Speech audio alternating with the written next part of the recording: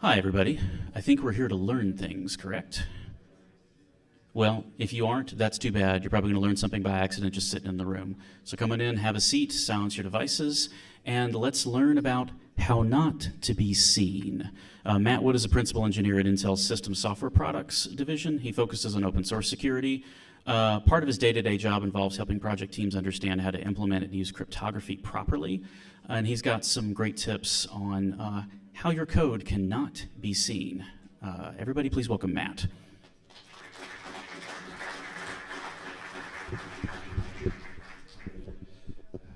All right, good afternoon.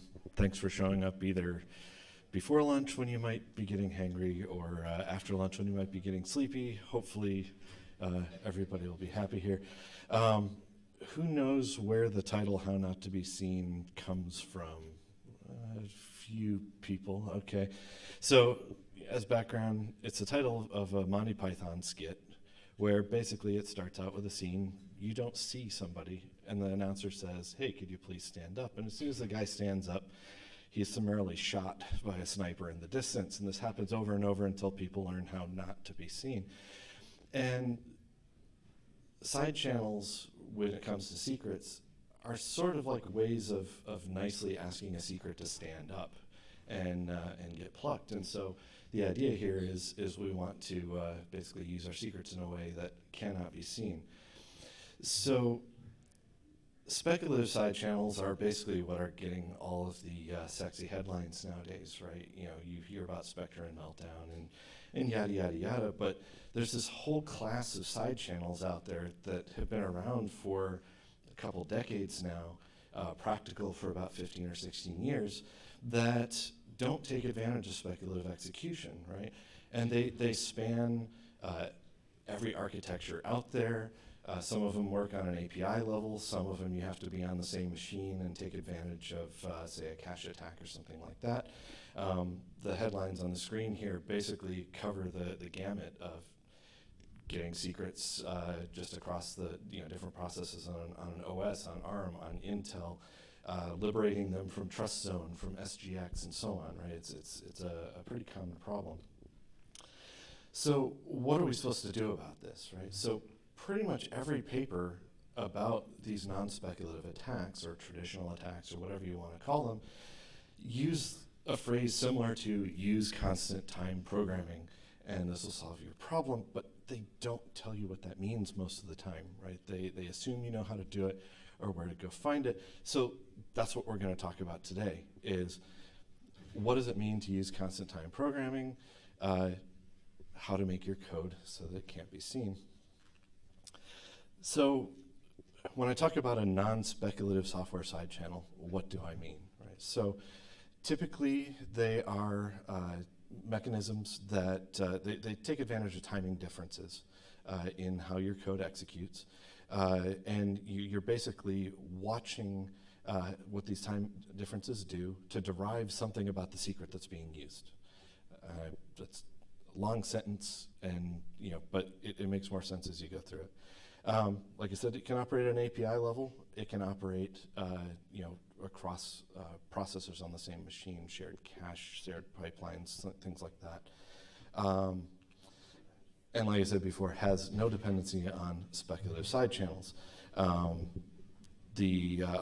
actually talk about a specific one, how it works and how we defend against it here coming up pretty soon that worked well before a lot of the current generations of processors. So what causes a lot of these timing differences? Some of them are pretty obvious, right? Taking early exits, based on errors, or even on normal runtime, the happy path, taking early exits. I can detect a lot of those early exits even over a network interface. Local networks, sometimes even across internet, depending on how long the timing difference is. Variable processing of the input based on some data I want to know about. Usually it's a key or password, something like that. But variable processing is where you're going to find that. And then when you get to the local attacks, you start running into mutual access of shared resources. And this is where I'm going to spend majority of the time today. By far, the most popular resource that attackers watch is the cache, whether it's L1 to L3, whether it's data or instruction. Cache attacks are definitely the most popular target.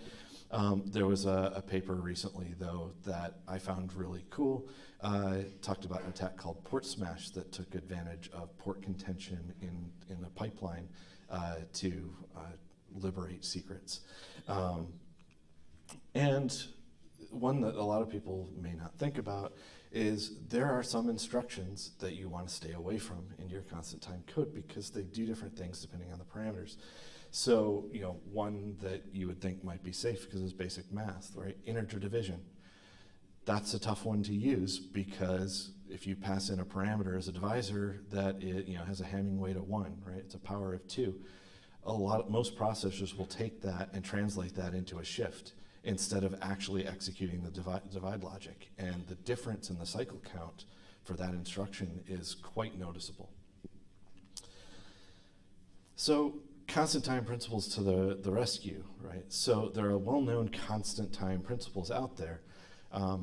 If you know the right terms to search when you're, in Google, you can find them. There's references here and there, and you can find them on Wikipedia and other places. But generally, they aren't all brought together in one place. They don't necessarily have that great of a in-depth description. Amundsen actually just published one. He's a well-known cryptographer. He recently just published a crypto coding paper. I'd recommend go looking at that because he covers these as well. Also keep in mind, constant time on modern processors is kind of a misnomer. Nothing in a modern processor actually runs in constant time because of the way pipelining works, out-of-order execution, and so on. In early generations of processor where things ran synchronously, you could actually do this, right? You could make sure your code is always going to execute in 237 cycles, or whatever the case may be. That's never going to happen today. In modern research, it's called data oblivious computing, so a little harder to Google. But the idea is that no matter what the secret you're operating on, it always takes the same path, always accesses the same data in the same order, and by doing that, even if an attacker tries to kind of disrupt your process, they may flush a cache, they may do something like that. They're not actually going to gain any information because they're going to see the same cycles on the bus. So, the main principles here, and I'll cover them in a little more detail. First, the kind of overarching thing, right? Make sure your runtime's independent of the secrets. If you're thinking at an API level, don't take those early exits on error. Make sure you always do the entire operation and then say what happened, right? Make sure all your code access patterns are the same. So if you were to trace through the execution of a crypto algorithm, any instruction pointer sequence that involves using that secret better look the same for every secret that every secret of the same size that you're going to pass through that algorithm. All your AS256 should look the same. All your RSA2048 should look the same, and so on. And then ensure your data access patterns are independent of secret value, right? So no matter what your exponent in the RSA key is, it should always access the data in the same general pattern, and so on.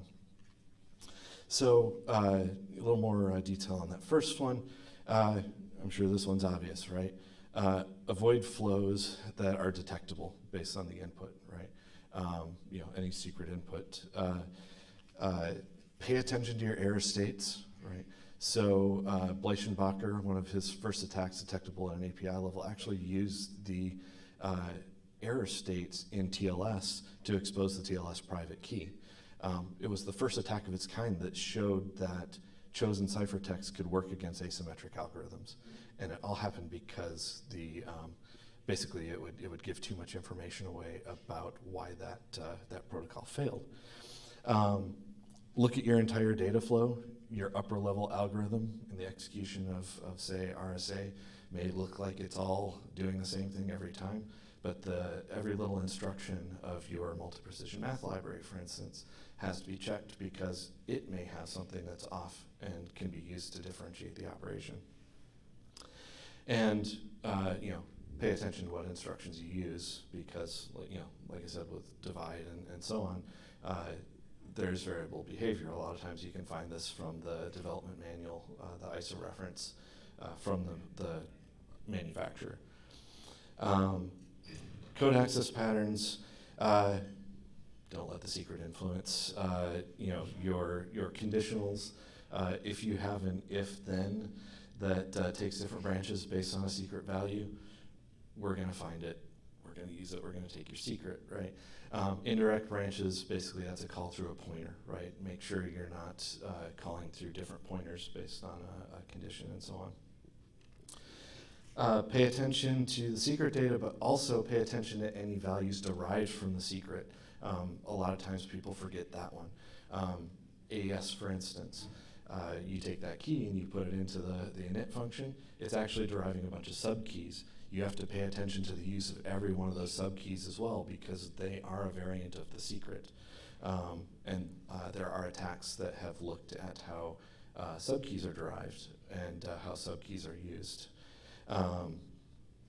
And your instruction pointer sequence, as I mentioned before, has to look exactly the same if you were to trace it. So, ensure your data access patterns are unique. This looks very similar to before. There's a pattern here. If you haven't figured it out yet, order of access, your data size and loads have to be the same. So if you're dealing with one secret, don't access it in 64-bit chunks in one case and 32 in another. Always access in the same bit size because that's going to cause the same cycles over the bus, the same timing, same cache effects, and so on. Pay attention to the secret data and derived, same thing as before. This is phrased a little different and a little because of heap allocation and ASLR, right? If your algorithm uses a static resources, ASLR actually may move it around in the process space. So execution to execution of a process may have that static resource in a different place. In the case of heap allocation, even within, if you run something in a loop, your key value is going to be at a different place in memory each time through the loop because of malloc, but the accesses within that allocated buffer have to be at the same offset, or else it'll give away the secret. So let's look at a simple pattern that you can often see at an API level, right? And so this is comparison timing is the simplest one. Everybody does it. How many people have written something that compares a password or something like that, right? Pretty much everybody has, and it's quite possible that most of us have done it wrong the first couple times in our career, right? When we were young and learning. So certain of these require constant time comparison of MAC values, comparison of passwords, things like that. When you use a non-constant time comparison, it creates what's called an oracle, right? So in a classic mythology history, an oracle is this priestess or a shrine that can be queried and it'll reveal some piece of hidden data, right? In cryptography, an oracle is a mechanism that will statistically be used to reveal secret information, right? It doesn't have to be 100% accurate, but you have to be able to, you can use it and query it enough times that you can eliminate the bias and out pops a secret, right? So, the basic data comparison function looks like this. You're going to check to make sure the lengths are the same, and then you're going to, check everybody the data. The problem is we've got a couple oracles here, right? The first one is the length comparison is going to be data dependent, right? And then the second, you'll notice it's taking early outs based on the comparison, right? First time it finds something that's different, it's going to exit. And so I'm going to be able to use that to attack the data. And so, here's a sample scenario, right? Raw password comparison. Short passwords are only allowed 3 to 5 characters because it's a super secure system. You can only use ASCII A through Z, and we're assuming the attacker can basically pass in any password they want and as frequently as they want. And so in this case, we know that the target password is oops, right? So how would the attacker go about finding this, right? So the first thing they're going to do is try and figure out what length the password is, right? So I'm going to call it a number of times, within my constraints, and I'm going to wait until the timing gets a little bit longer.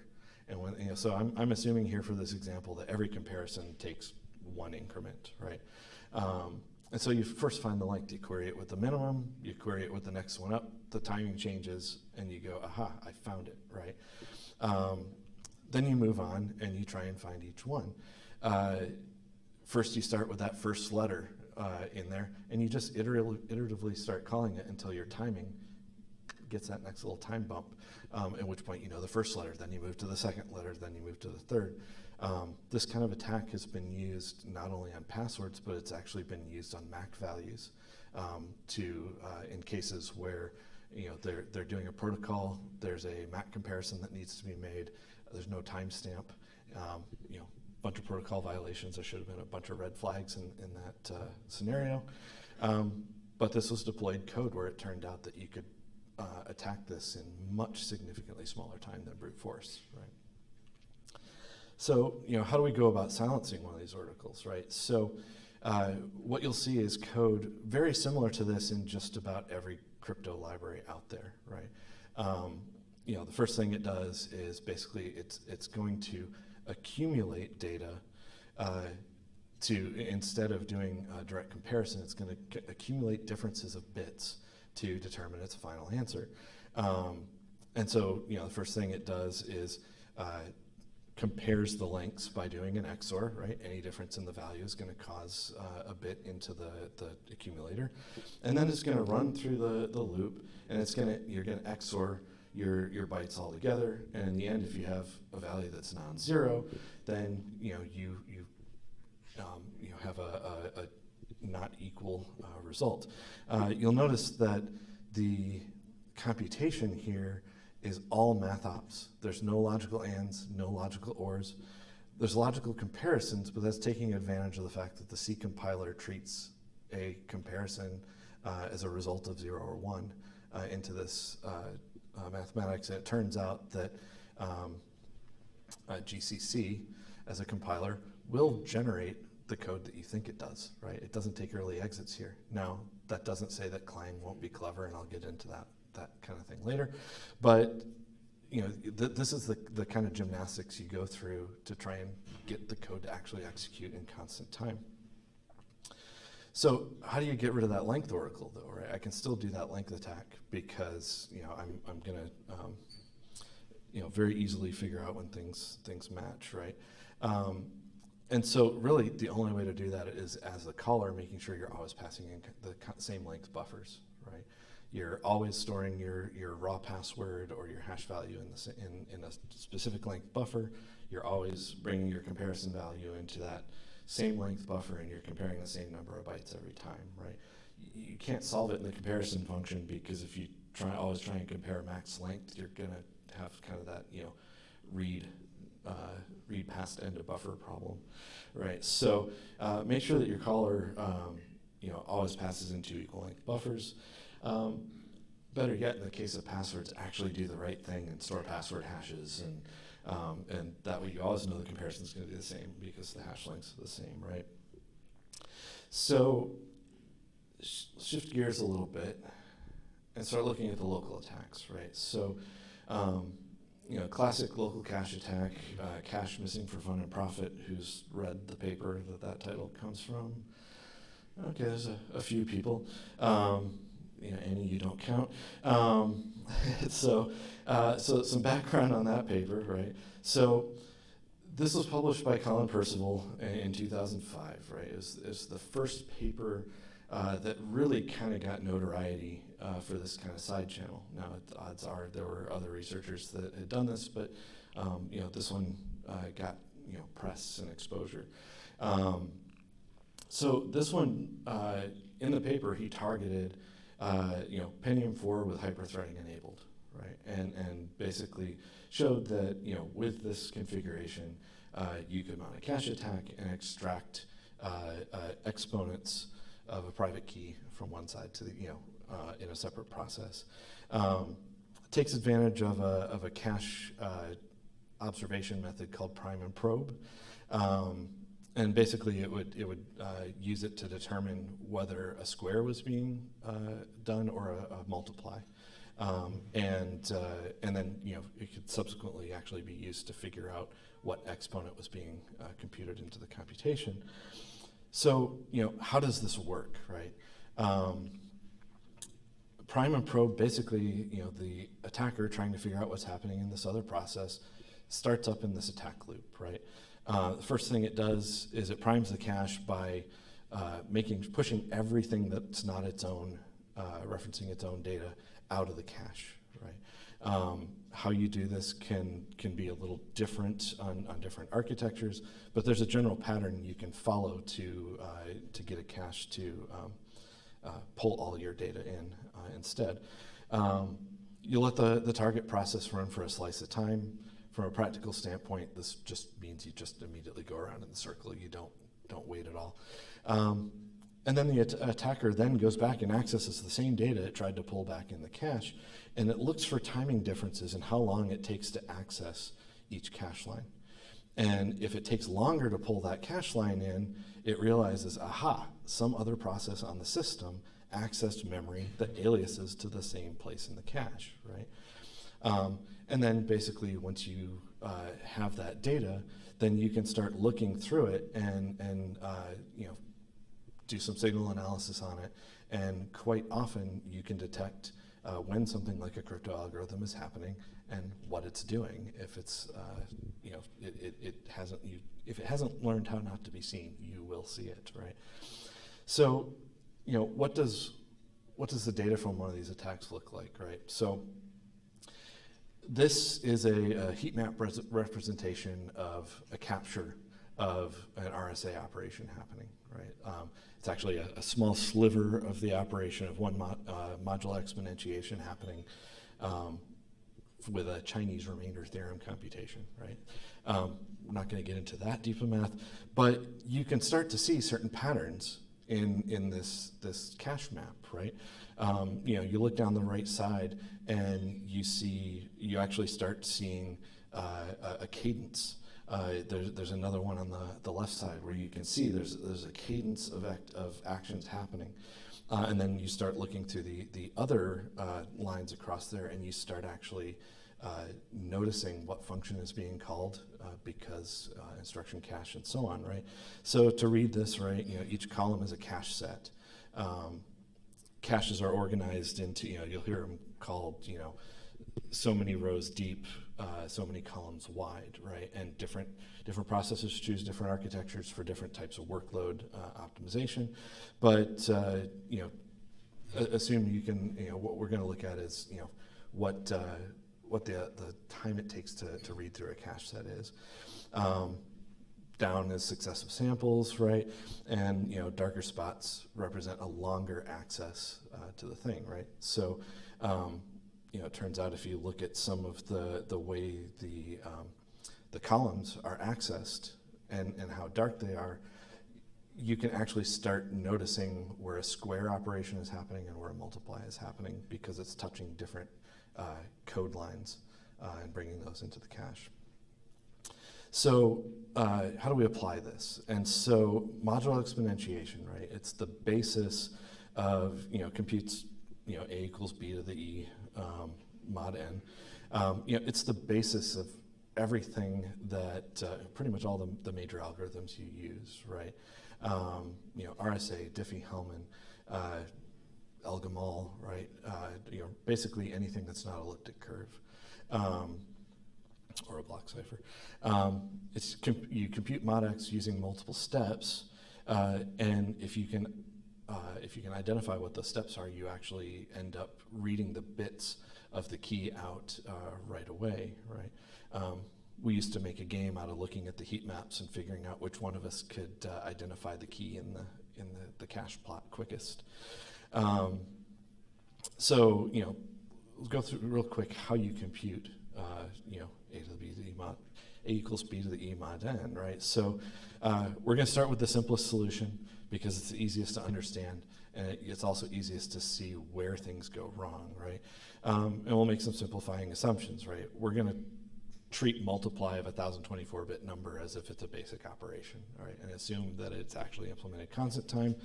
And we're going to assume that multiplies and squares take the same amount of time. In reality, squares are actually quite a bit quicker than multiplies when you optimize them. This method's called left-to-right exponentiation. The names may seem a little technical. They're taken directly out of the Applied Handbook of Cryptography. Great book if you want to learn how the numerical methods work, and you can get it free on the internet. So definitely check that out.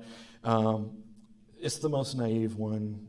Its runtime and how it operates is directly related to the number of ones in the exponent. And if you're familiar with RSA or Diffie-Hellman, that exponent is the secret key, right? So we're trying to find E. So you'll notice in here, right, there's a branch based on the exponent bit, right? If I can detect that branch, I know when you're processing a 1, when you're processing a 0. And if I'm just looking for data accesses, I can actually just look to see, are you accessing the value containing B or just the one that contains A, right? And so in bit size of is also something you have to be careful of, because you want to make sure, if this operates on the most significant 1 bit in the value versus the, your exponent is 1024 bits, but bit 997 is actually the last one with a 1 in it. Bit size better return 1024, not 997, right? That will affect the runtime. It will give you information about the exponent. So how do we fix this, right? You can do it this way. Wouldn't recommend it, right? It basically goes through, and for every loop through, for every bit, it computes R, which turns out to be either B or 1, depending on if the exponent is 1 or 0. So it's going to access the same data every time. It's going to do the same computation every time, right? Your efficiency greatly suffers, right? This is why I say you probably don't want to do this, right? In the standard method, approximately 1.5 non-trivial multiplies per bit of the exponent. Now you're guaranteeing 2, right? So you've taken roughly 25% hit, right? So how do actual crypto libraries do it, right? They use a method called left-to-right k-ary exponentiation, right? So what you do here is you choose a bit slice, and you're going to process the exponent that many bits at a time. And so in this case, let's just say it's 3, right? And so now you're going to pre-compute powers of B up to the k 2 to the k minus 1, right? And you're going to have those ready. And then now that you know those powers, you're going to start going through the exponent k bits at a time, and you're going to always square the same number of times, k times, and then you're going to pull out this pre-computed value and multiply it. So now the time to process that key takes the same time every time for an exponent, right? Your non-trivial multiplies, the bigger the k is, the approximation for the number of multiplies actually gets better and better, right? But you do have to pay attention to the size of your exponent, because if you choose a big K with a small exponent, then you spend all your time pre-computing and not actually doing the computation, right? So you'll notice that in certain crypto libraries, it'll actually look at the exponent and pick K based on the size of the exponent. But who's noticed that now we have a data access order problem here, right? So the way you get around this is you don't actually access the memory directly, right?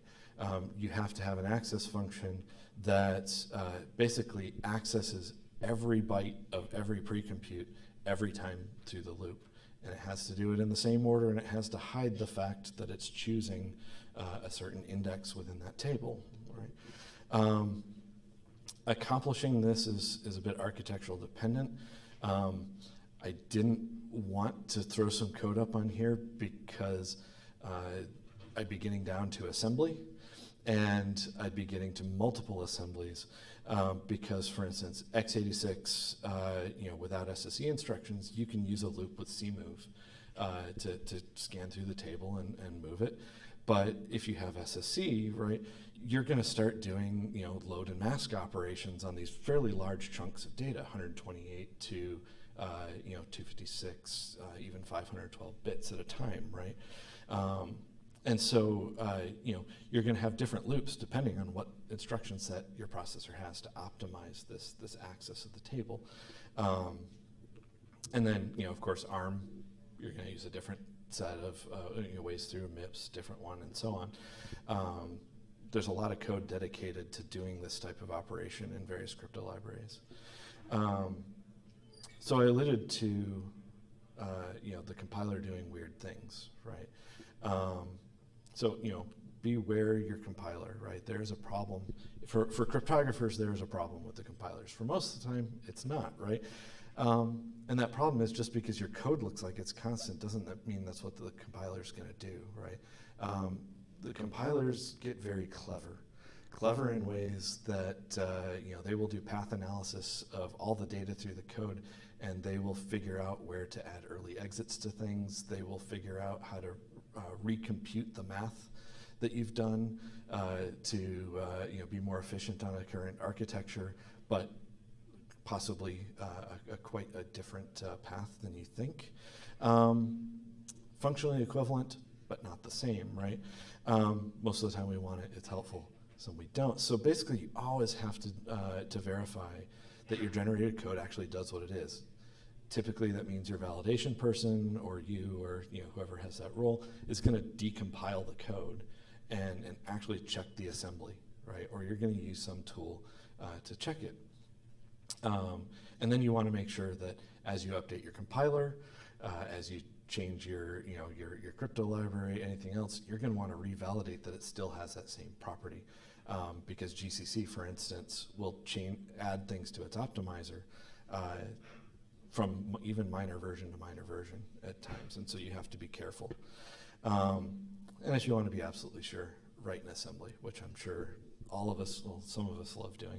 I have met people that like it, but they're typically masochists, right? Most of us like to write in a slightly higher level. So if we look back at that example that I gave, who noticed the volatile keyword in there? Okay, one person, two people, right? So the volatile keyword, basically here, if you don't put that volatile keyword in there, the compiler actually generates code that's equivalent to this. I started running this same function, through the compiler, different optimization levels, GCC 7.4, right, and Ubuntu 18.4 if you want to do this experiment yourself. And you'll find that without the volatile keyword, the code gets kind of convoluted in places and looks a bit odd. But it actually has the same logic in the end. And so what it's doing is it sees that x equals 0 comparison at the end of the previous implementation and goes, oh, anytime I see this x variable go to 0, I'm just going to exit because I know I've already lost, right? It can't go back to 0 because it's all ORs. So it basically inserts these early exits for you that you're specifically trying to get rid of. So you put that volatile keyword in there. And it's what's called a type qualifier. And it goes through and tells the compiler, don't make any assumptions about this variable because something may modify it outside of this code, the control of this particular code. Typically it's used for, say, registers, memory mapped registers and such, because you never know when the hardware is going to change that value, but it can also be used to influence the code generator. Effectively tells it, avoid anything that might optimize on this value, right? Don't make any assumptions till the end. It's useful in some cases. Again, you have to verify that it produces what you think it should. But there's a big caveat to this in that technically the compiler doesn't have to honor this type specifier, right? There's another one called register, right? You can give the compiler a hint, it can completely ignore it. It can assume it knows better. and it can just do what it's going to do anyway, right? And the other thing is it's also not going to necessarily generate code that's as efficient as you think it is, right? Because it doesn't know when this value is going to change, it might introduce extra writes that it wouldn't normally have to do, right? It would normally store a value, in a register and so on. So, takeaway, make sure your code, is in a specific way. Make sure it always generates the same way. And a lot of times your crypto libraries, all crypto libraries, and a lot of times your OS will give you constant time implementations of certain basic functions, comparisons of different data sizes and so on. Take advantage of them. Don't mess around with doing it yourself, right? So, how do you find these things, right? Typically, code inspection is how people did it, right? Code being both the assembly, disassembled, and the main code that you're looking at. It's painful, it's error prone. The compiler can get you, the architecture can get you if you're not familiar with that architecture. A lot of the papers that are coming out, the authors would write bespoke tools that would search things. So that heat map was actually from a tool that I wrote when Percival came out with his paper, so that I could visualize data. I didn't have to go much further with that one because it turns out that I could, read it without the mathematical analysis, right? Today I would have run it through some libraries and the data would have popped out, right? Earlier this year, there was actually a nifty tool that came out called MicroWalk. The authors actually used this to expose some non-constant time implementation in Intel's crypto library, right? They reported it to Intel, the responsible disclosure, and Intel went through and found it, released a fix to the code before the paper came out, the thing people are supposed to do. The code's open source, right? It's actually based on a debugger tool that Intel has released and has had out there for 7 years now. Dynamic instrumentation, it actually uses numeric theoretical methods to go through timing data and find hotspots where it's likely to have some sort of side channel in it, right? But you still have to do some work. You still have to pull it into various analysis tools and actually do the end work yourself, right? So to that end, to make it a little bit easier, yesterday we pushed code to GitHub, a tool called Pin-based constant execution checker, and I'll talk about this a little bit. So basically, it's also a dynamic instrumentation tool. So it's also based on the Pin framework, but it uses a different analysis mechanism. So in this case, it's using taint analysis and diffing to look at your code executions and basically point to instructions where your code went wrong, right? Or where some code you're using went wrong. Targets Linux, and you can find it at the URL here, right? It's on GitHub /intel/pin-based kek. So, what do you do with it, right? So you write a test program that wraps the function you're calling. You mark your buffers that you say, here's a secret. You call the function, and then basically tell it to finish the traces, run your traces, and then there's a post-processing script that'll run through all the traces and then basically spit out, here's the function that had the problem in it, and here's the index within the function where this happened, right? So some, a sample script here. This is actually an excerpt from the sample in the repo. You basically, you have your secret, and generate a secret in a loop. You mark it, call the function. In this case, it's AES key setup is what it's instrumenting. And then when you do the post-processing, right, you get the script output that tells you right here, your subword, which is AES S-box substitution. That one has a problem, right? And so when you do the decompile, it actually pops right out at you that, yep, you're accessing a table based on the secret data, right? So this helps you actually, if you have a function that you want to verify, you can basically write a set of test cases around your code that will tell you when things are going wrong. So what have we learned? We have these constant time principles, constant runtime, your access patterns are the same. Your code patterns are the same. Gave you some simple examples to illustrate what's going on. Pay attention to your code compiler. This is one that people always forget about, so I just kind of broken record, right? Don't trust your compiler, always check it, right? Trust but verify, if you will. And there's tools now here to do it.